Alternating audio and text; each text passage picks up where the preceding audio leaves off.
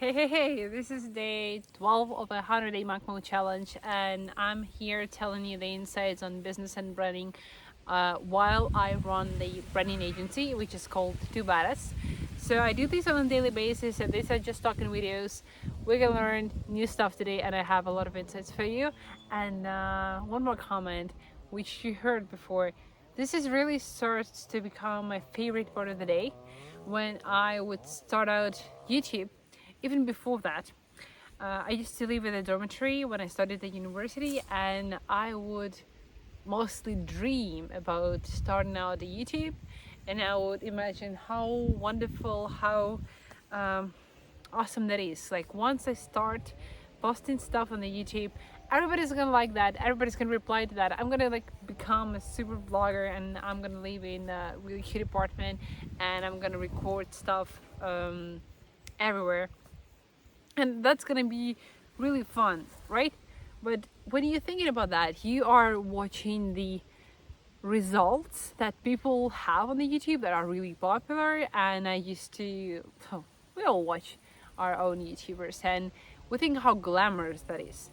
In fact, it is work, and when you have edited videos, that's a lot of work. And today is my shooting day, so this Sunday, and on Sundays I do record content for branding agency, for social media, like reels and stuff. And it is short, but we're moving towards more edited, more like storytelling stuff. So it takes up a lot of energy, it takes up a lot of time, even though it feels like really cool job, like fun. But when you do that for a long time and you do that strategically, it exhausts you.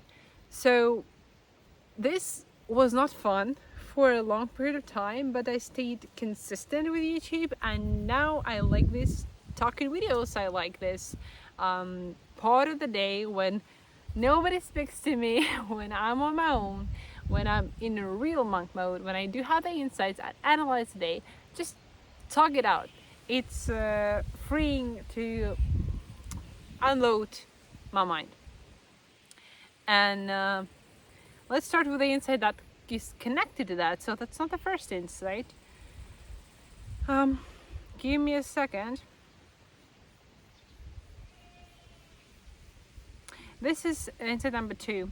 Discipline is a freedom. Distraction is one thing you have to eliminate. And story about guy sitting in the room from Alex Ramosi. So discipline is a freedom. This monk mode gives me a lot. I'm not trying to promote any specific activity, anything here. It's all about business. It's all about just telling how things are going and telling our story, showing our progress. But monk mode gives you stuff. I did eliminate a lot of dopamine, a lot of serious films and alcohol and cigarettes and drugs, which I don't do a lot of the above. But when you eliminate like music and social media, it frees up so much of your free time that you have nothing else to do but to create, but to work, but to think, but to iterate. And another part of this insight is the only thing you have to eliminate is distractions. So dopamine can serve as distraction, and it's that easy.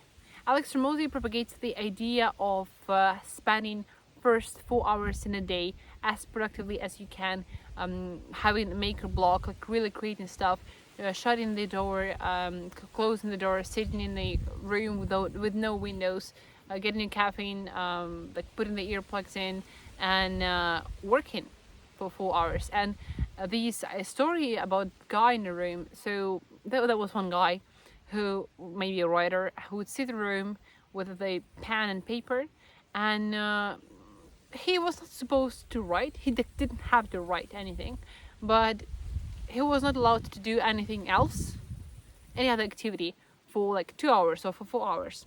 And if you have nothing else to do, you eliminate the distraction, you almost likely gonna do the work.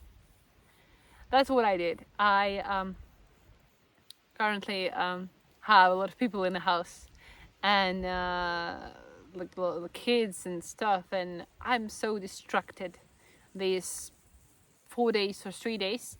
I skipped some of the days recording the insights, and I have to re-record that, and things are going crazy. So now why I like this part, because and I respect myself for doing that. I escaped the house.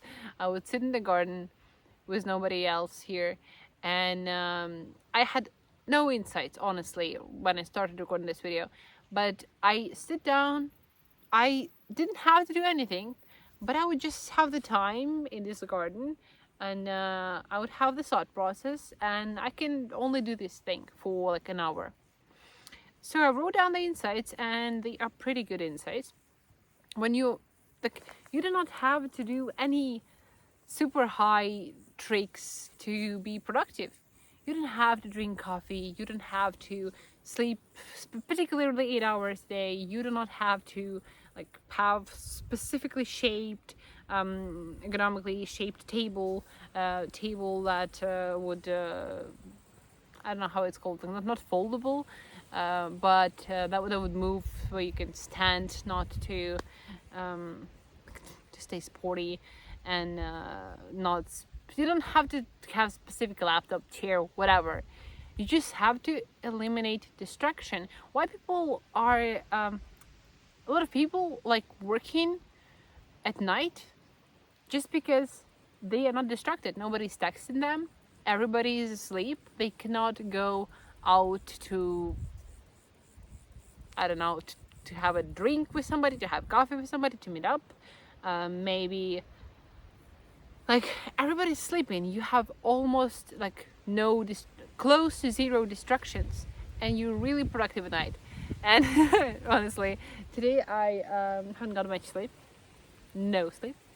I worked at night. Maybe it's withable. I was not even ready to record videos just because of how I might seem, sound, look, and that's obvious. When people do not get enough sleep, they look the certain way, and they sound a certain way. It's more boring to listen to them. So I hope I'm not that boring today.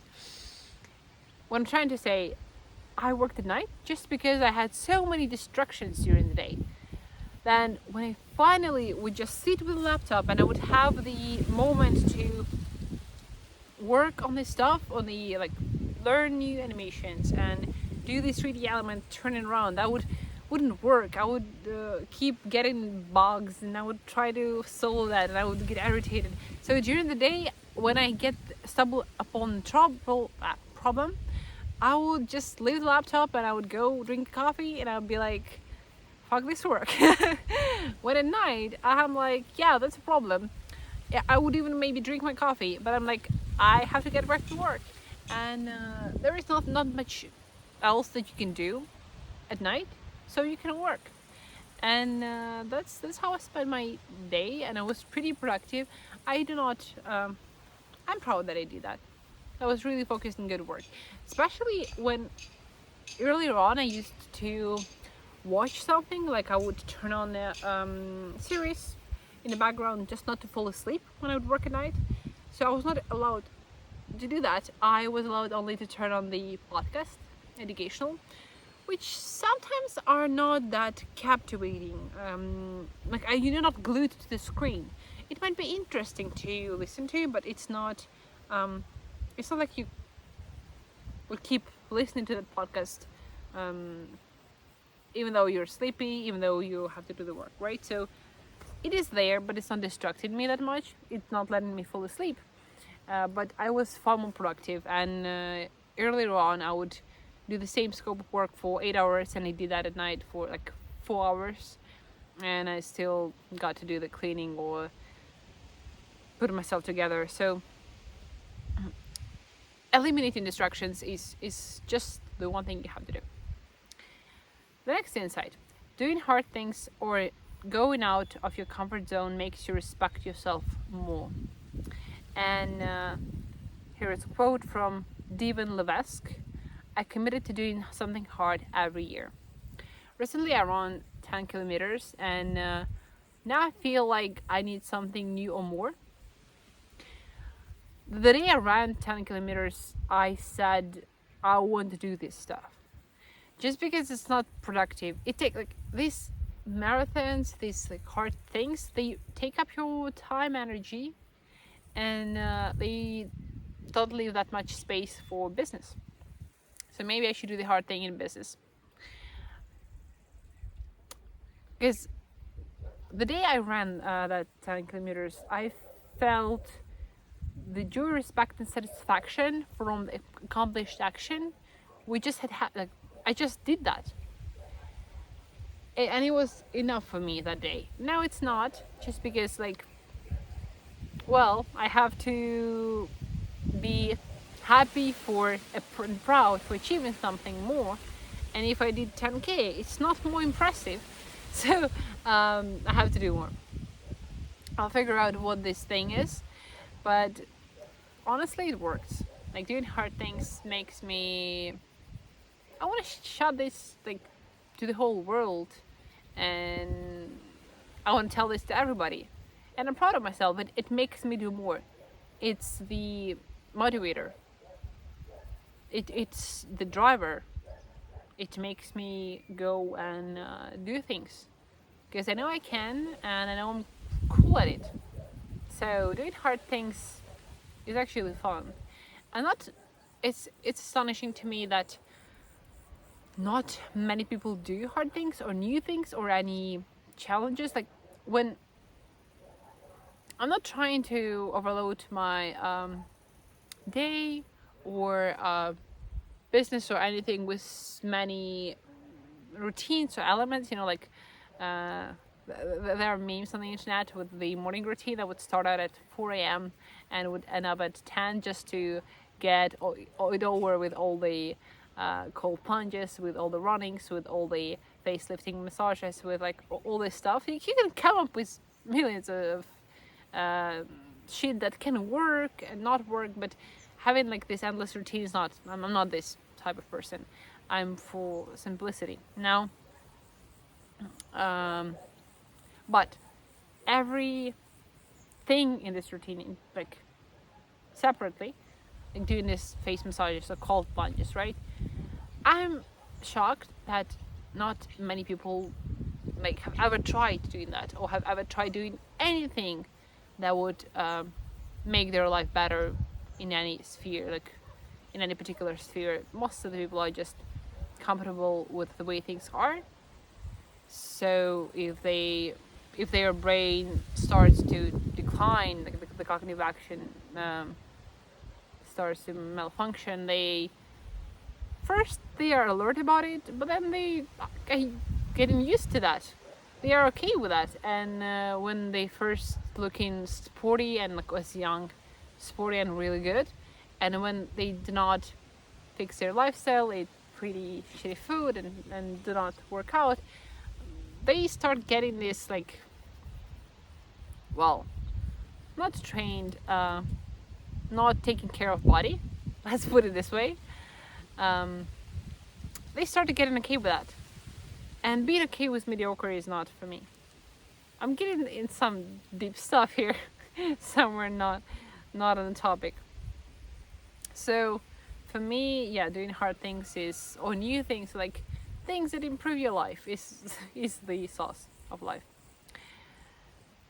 And the last part of this thing, if you can't handle the temptation, you are a slave of your temptation. So why discipline is freedom? Because a lot of people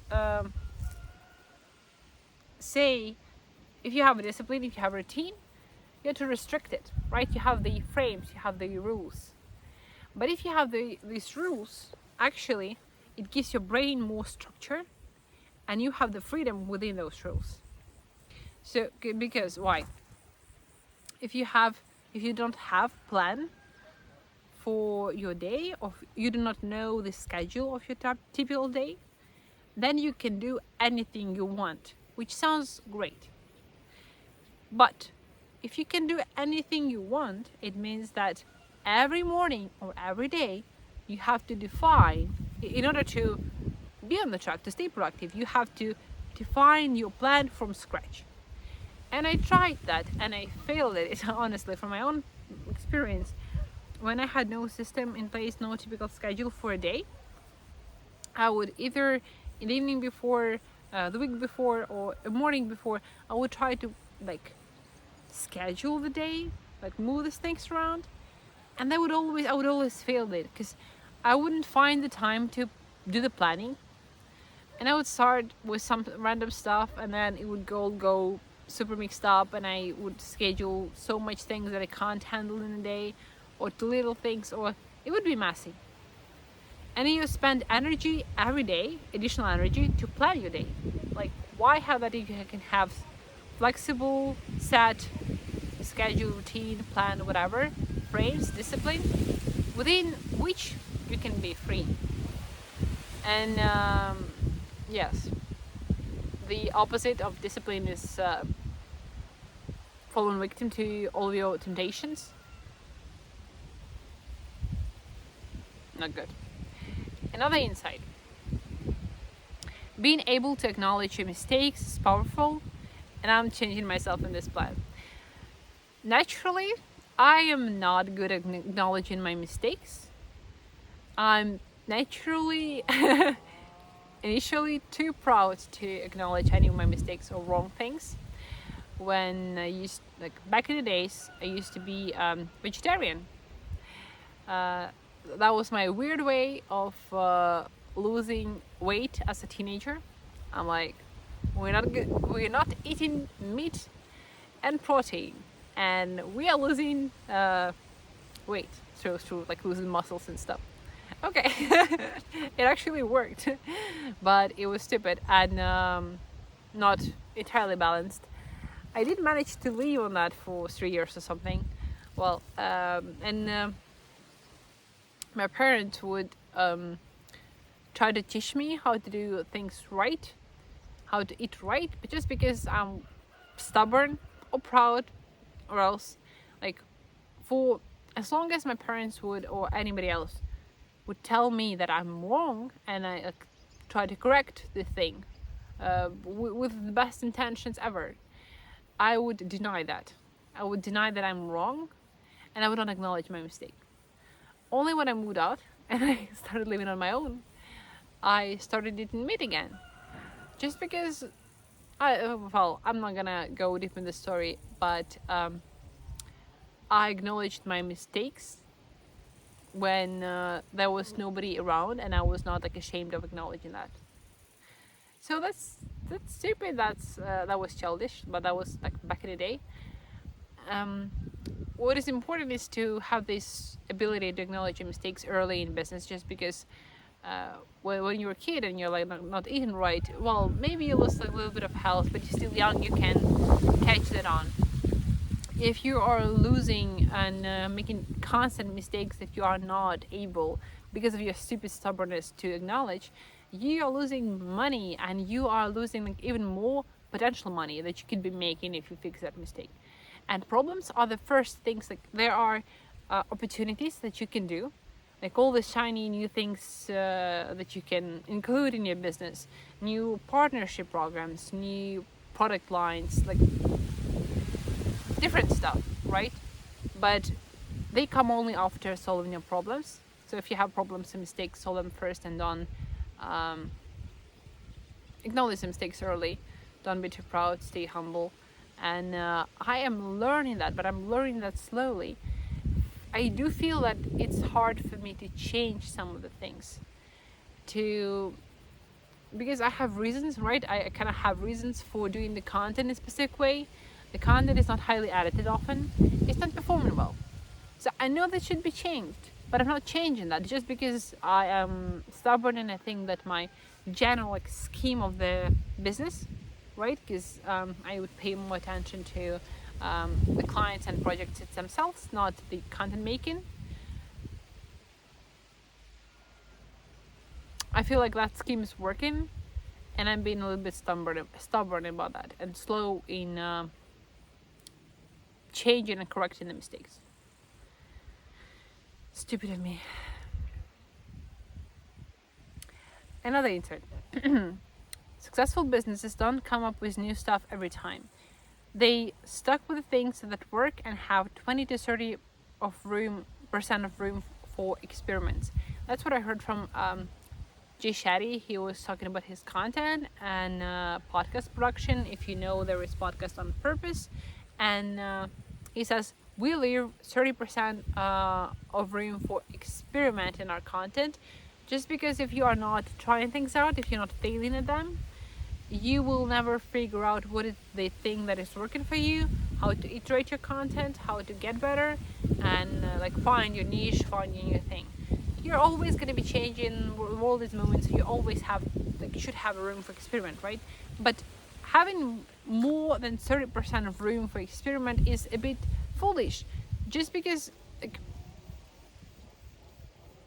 there are two stupid ways of going here.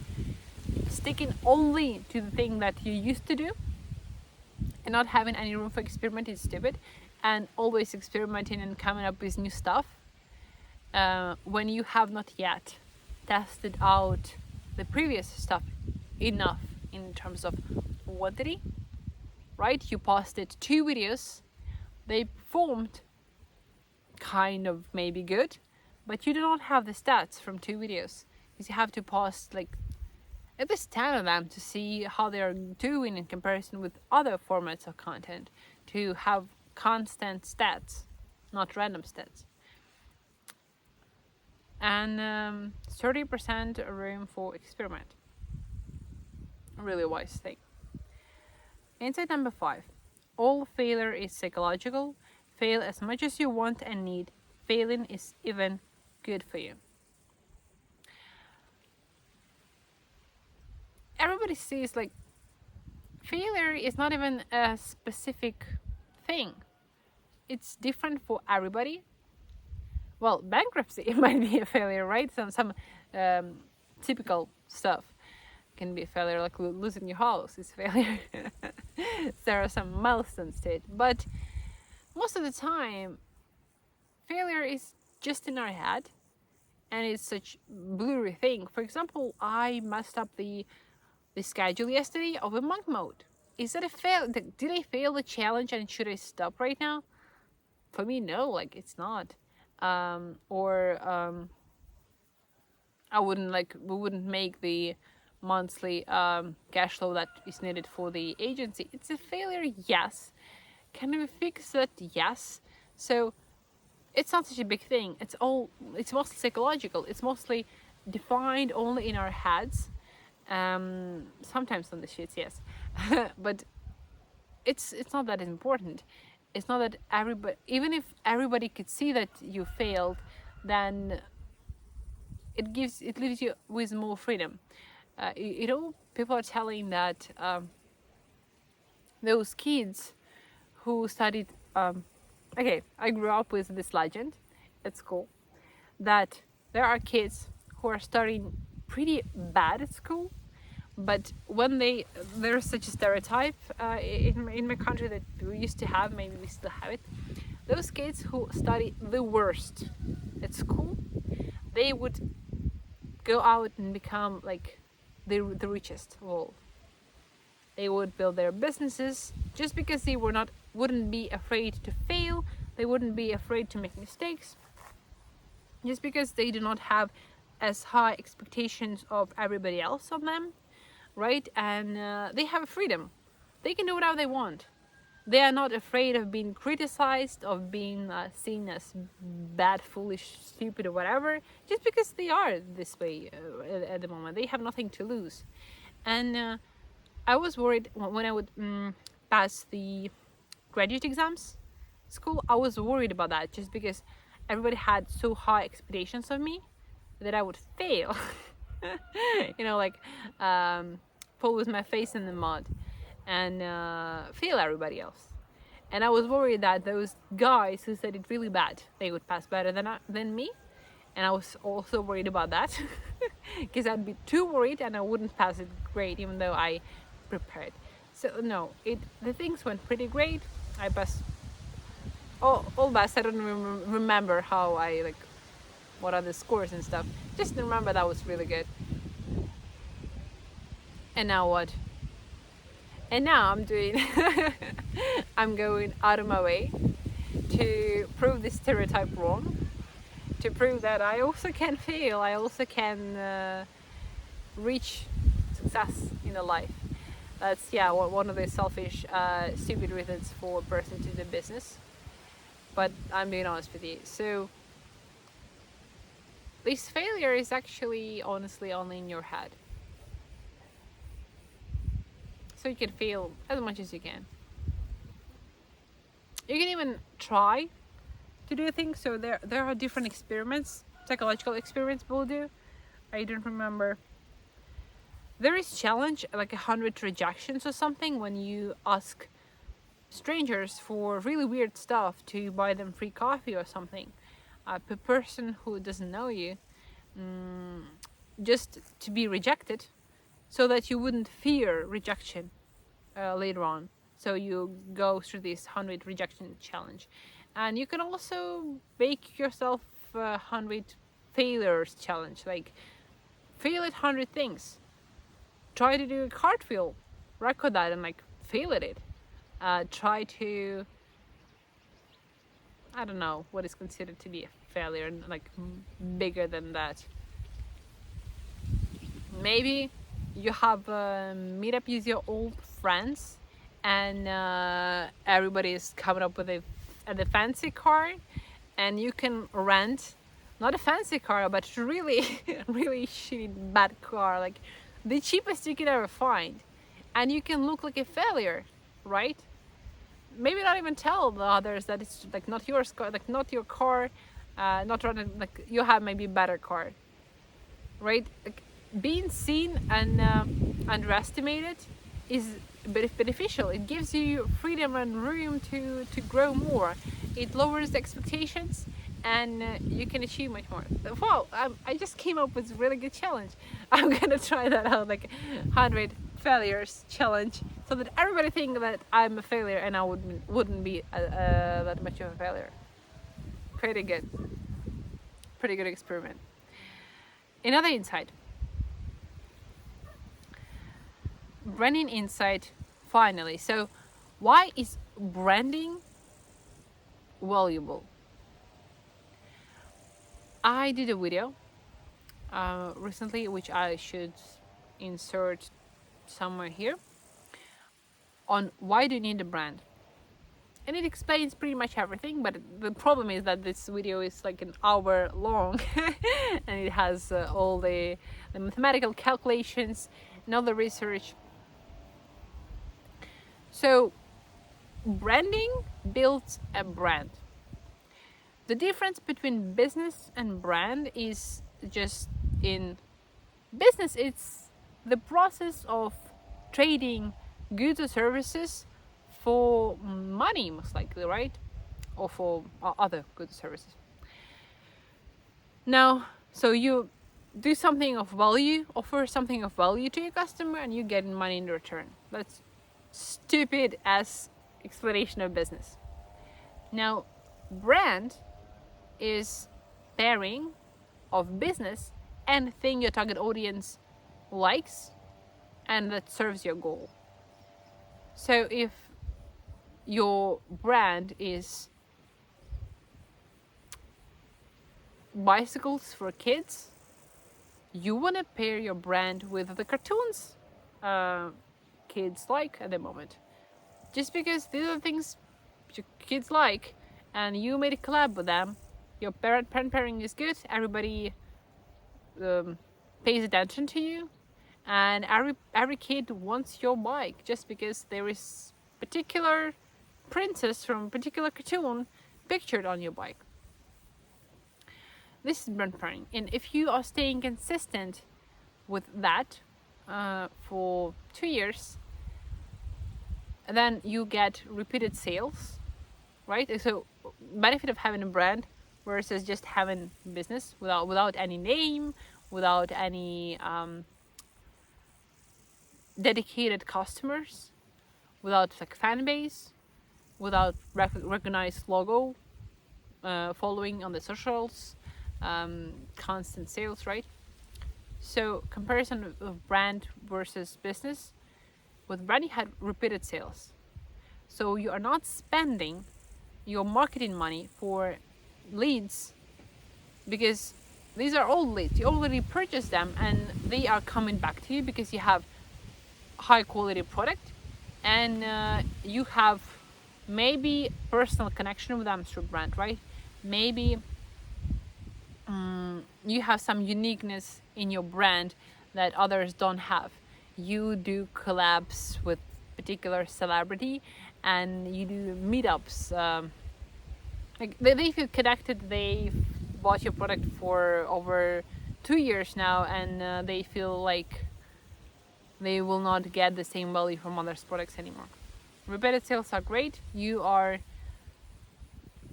decreasing your marketing spendings and you are getting more sales. So the overhead and the percentage is growing. Why else is it better? You can charge more. Just because of the brand, really.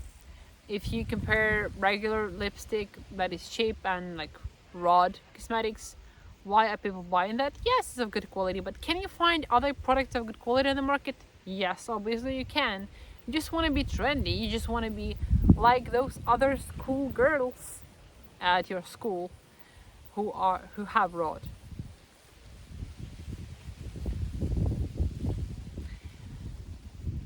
So you multiply the value, the cost of your product, like not the cost, the money you're getting from sales. You get repeated sales. And I had third reason, which I forgot as a branding expert. But most likely over time you just get people contacting you without you making effort. Somebody called that passive incomes. I do not believe that there is passive businesses income, etc., because you have to actively build that first. But then you get like some percentage of passive money flowing into your business just because you went out of your way and previously built a brand. Also, well, about having a brand, right? If you have personal brand connected to a person specifically, then when you launch new business, you already have the audience and people who would buy from you. You already have like people to start with. You don't have to buy everything from zero just because everybody knows you. That's the benefit of having a brand.